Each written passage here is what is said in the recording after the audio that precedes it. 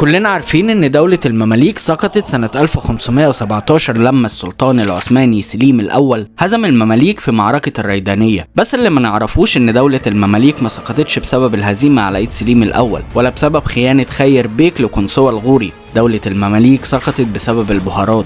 ايوه زي ما سمعت كده، شوية قرفة وقرنفل وحبهان وفلفل اسود كانوا سبب في سقوط دولة المماليك. وما تستهونش بالموضوع او تفتكر اني بهزر، شوية البهارات دول كانوا اغلى من الذهب واخطر من البارود، وبسببهم قام صراع بين قوى عظمى بين دولة المماليك اللي مسيطرة على التجارة دي والبرتغال اللي كانت عايزة يبقى ليها نصيب منها. في الوقت ده كانت التوابل بتيجي من الهند لمصر ومنها بتتوزع للعالم كله، لكن البرتغال قررت انها تقلب الترابيزة على المماليك ويدخل البابا في روما على خط النار ويعلن الحرب على المسلمين، ويبدأ صراع دموي بين المماليك وأوروبا كلها. وفي الوقت اللي كان المماليك مشغولين فيه بالصراعات الداخلية كانت أوروبا بتكتب نهايتهم بالتوابل. في الفيديو ده هنفتح الدفاتر ونكشف الأسرار عشان نعرف ازاي التوابل كانت سبب في سقوط دولة المماليك، ازاي دولة قضت على الصليبيين وهزمت المغول تنتهي بسبب التوابل. لو أول مرة تشوفني، أنا أحمد صبحي ودي قصة جديدة من كتاب التاريخ. تابع للنهاية واعمل لايك وسبسكرايب، ولو هتعمل شاي اعمل لي معاك.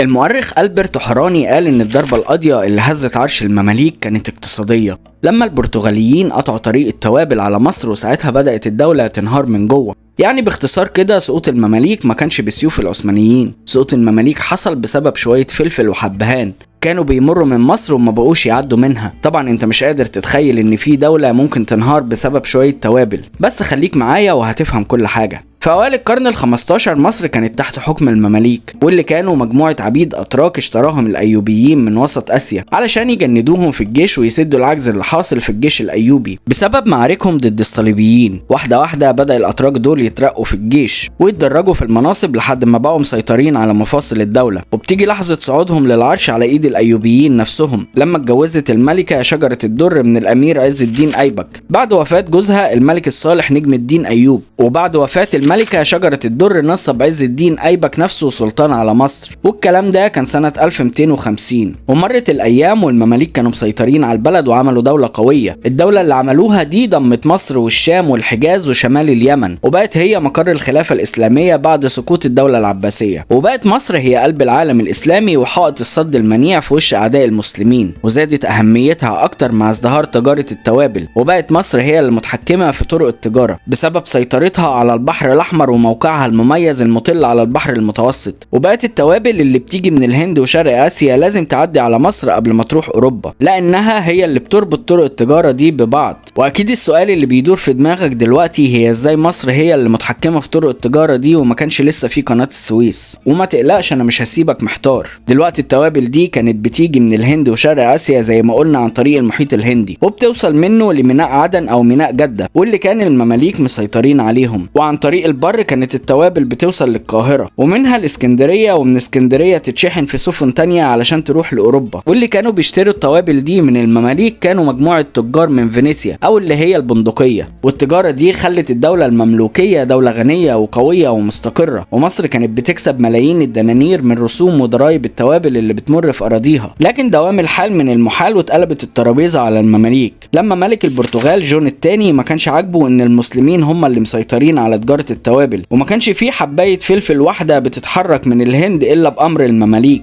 وهنا جون الثاني بدأ يفكر هو ليه لازم يبعت للمماليك ويتحايل عليهم علشان يبعتوله شوية توابل؟ أنا ليه ما أعملش علاقات مع الهند وتاجر معاهم مني ليهم من غير وسيط؟ والتوابل في الوقت ده كانت أهم وأغلى من الذهب، وكانت أهم مدن أوروبا هي اللي بتتاجر فيها، وكان في اقتصادات كاملة قايمة عليها. وعشان تعرف تتخيل الموضوع بالظبط، فتجارة التوابل زمان كانت عاملة زي تجارة البترول دلوقتي، وما كانش حد بيقدر يشتري التوابل إلا الأمراء والنبلاء، وكان عامة الشعب بيحلموا بشوية فلفل يحطوهم على الأكل. المهم ان جون الثاني بعت رحلة استكشافية تلف حوالين افريقيا بقيادة مستكشف ورحالة اسمه بارتولوميو دياز، ونجح الرحالة ده انه يكتشف الطريق اللي هيقدر يوصلهم للهند من غير ما يعدوا على المماليك. وسماه وقتها رأس الرجاء الصالح، بعد ما كان الطريق ده اسمه رأس العواصف بسبب انه بحر هايج وموجه عاتي ورياحه قاتلة وكانت السفن بتتحطم فيه. وسموه رأس الرجاء الصالح لان الاوروبيين كان عندهم امل كبير انهم يسيطروا على تجارة التوابل وياخدوا التجارة دي من المسلمين. لكن مات جون الثاني والرحالة بارتولوميو قبل ما يوصلوا للهند. هم اكتشفوا الطريق اللي يوصلهم للهند لكنهم ما وصلوش للهند فعليا. لكن بعدها ب10 سنين وصل للحكم في البرتغال الملك ايمانويل الاول، وقرر انه يعمل علاقات مع الهند عشان يسيطر على تجارة التوابل، وجهز حملة كبيرة بقيادة الرحالة المشهور فاسكو دي جاما سنة 1497. وبعد آلاف الأميال قطعتها السفن البرتغالية حوالين أفريقيا وفي المحيط الهندي. وصل فاسكو دي جاما للهند، وصل وهو مقتنع ان خلاص سيطرة المسلمين على تجارة التوابل انتهت. لكن لما وصل اتصدم صدمة عمره. فاسكو دي جاما اتفاجئ وقتها ان التجار اللي بيبيعوا التوابل في الهند هم كمان مسلمين، ومش بس التجار اللي بيبيعوها، ده كمان المزارعين والمنتجين اللي بيزرعوها، كل دول كانوا مسلمين. يعني تجارة التوابل واللي هي اكبر تجارة في وقتها واكتر سلعة عليها طلب في العالم، تجارة اسلامية خالصة، من اول الزراعة والانتاج اللي مسيطرة عليها سلطنة دلهي، وبعد كده بيبيعوا الانتاج ده لسلطنة كاليكوت المسلمة واللي مسيطرة على المواني في جنوب غرب الهند. وبعدها بيجي المماليك يشتروا التوابل دي ويشحنوها لمصر، ومن مصر بتتوزع للعالم كله. وفي الحقيقة الهدف من الرحلة دي ما كانش السيطرة على التجارة بس. الاسبان والبرتغاليين كان عندهم في الوقت ده حقد شديد على المسلمين، وتقدر تقول انهم بعد سقوط الاندلس اللي كان حصل قبلها بكام سنة بس بقوا مصممين على القضاء على كل ما هو اسلامي. وعشان كده فكروا يعملوا 3 حاجات. اول حاجة انهم يسيطروا على طرق التجارة وبكده يبقوا كسبوا فلوس وقوة. وتاني حاجة انهم يضعفوا المسلمين بانهم ياخدوا التجارة دي منهم ويوقفوا نفوذهم وعلاقاتهم مع الهند، وبكده يبقوا منعوا الدين الاسلامي من الانتشار. والحاجة التالتة انهم يعملوا حملات تبشيرية علشان ينشروا الدين المسيحي، وبكده تبقى ضربة ثلاثية للمسلمين، فلوس وسلطة ودين. وفعلا بدأوا ينفذوا خطتهم في مواني الهند، واعتدوا على السفن الإسلامية في المحيط الهندي وبدأوا يحرقوا المواني. وفي سنة 1500 قصفوا مملكة كاليكوت المسلمة واللي مسيطرة على المواني الإسلامية اللي بتصدر التوابل للمماليك. القصف ده أثر على التجارة جدا وبسببه قلت البضائع وسعرها ارتفع جدا وزاد الطلب عليها. وبعدها بدأ البرتغاليين يسرقوا السفن المصرية اللي راجعة من الهند بنفس طريقة العصابات في الأفلام، وكانوا بيستنوا السفن تدخل الميناء وبعد ما تحمل التوابل وتبدأ تتوجه لمصر يقطعوا عليها الطريق في المحيط الهندي، واللي ما يعرفوش يسرقوه كانوا بيدمروه. ده اللي خلاهم يدمروا 17 سفينة مصرية محملة بالتوابل. كل الاعتداءات دي خلت السلطان قنصوة الغوري يتضايق ويبعت للبابا في روما ويقول له انه لو ما وقفش اعتداءات البرتغاليين على سفنه هيعتدي على المسيحيين الموجودين في الشام. طبعا اللي عمله قنصوة الغوري ده علامة ضعف وما تلقش بسلطان مسلم. المهم ان تجار البندقية اللي كانوا بيشتروا التوابل من المماليك في مصر قالوا لقنصوة الغوري على حل مناسب للمشكلة دي، وهي ببساطة انه يدخل الحرب ضد البرتغاليين. وفعلا اقتنع قنصوة الغوري واعلن الحرب ضد البرتغاليين. قرر السلطان قنصوة الغوري انه يبعت حملة بحرية ضخمة بقيادة الامير حسين الكردي واللي كان والي جدة.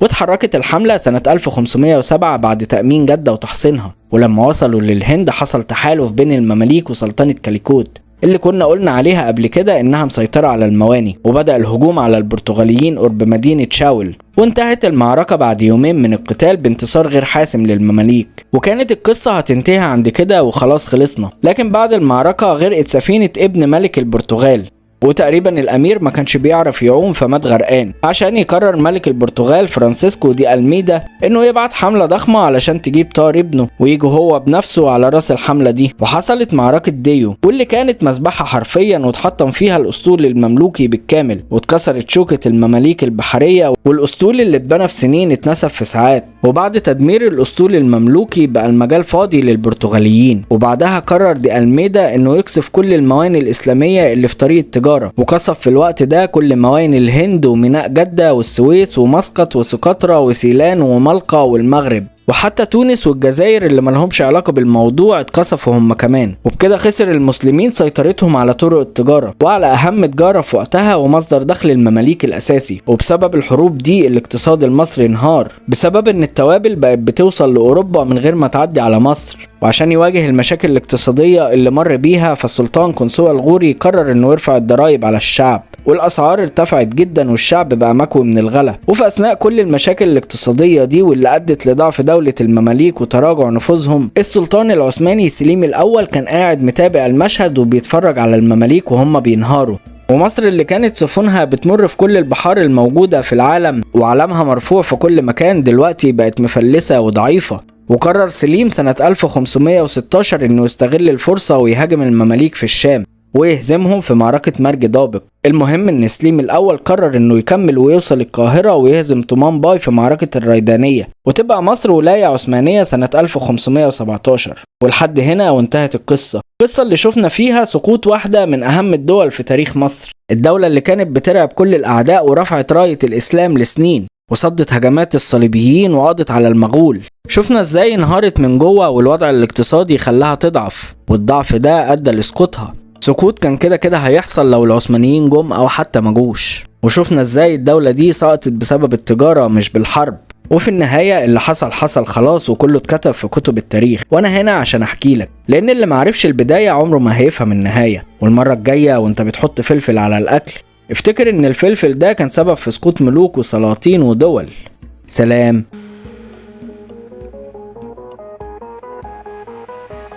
القصص ما بتنتهيش، القصص ما بتنتهيش، ما تنتهيش معاك، ما تنتهيش.